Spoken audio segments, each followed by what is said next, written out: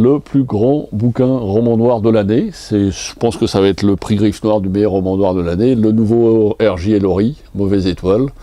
Alors Ellory, il a deux facettes. Il a le roman noir comme son premier roman qui s'appelait Seul le silence, ou alors les romans avec toujours un thème un peu politique ou historique. Hein. Il a fait la mafia, il a fait la police de New York, il a fait aussi beaucoup plus en profondeur les rapports de la CIA et du gouvernement américain des années 80.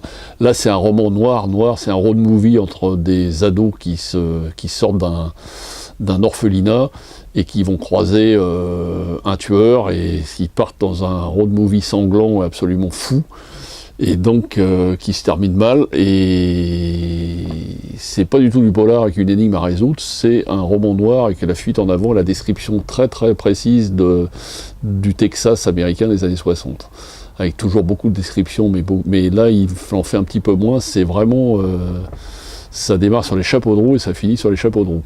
Je vous raconte pas la fin, qui est un petit peu moins triste que la plupart du livre, mais c'est un bouquin qui est absolument fascinant parce qu'on est embarqué dans cette histoire. J'ai même réussi à le lire quand j'étais à Chicago en vacances, et Dieu sait que j'avais autre chose à faire. C'est un bouquin que je n'ai pas lâché, et pour moi, à mon avis, c'est son meilleur. C'est un petit peu dans l'ambiance du premier Seul des silences, qui était également un roman noir qui se passait. Il y avait quand même une enquête, il fallait découvrir qui est-ce qui était. Là, on sait tout de suite qui est le bon, qui sont les méchants. Les bons, il n'y en a pas, il y a que des méchants.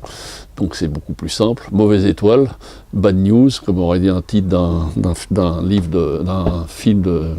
On va y arriver, d'un disque de Serge Gainsbourg, Bad News from the Star, là ça s'appelle Mauvaise Étoile, et c'est vraiment, tous les gens de ce bouquin sont vraiment nés sous une mauvaise étoile, d'où le titre du livre.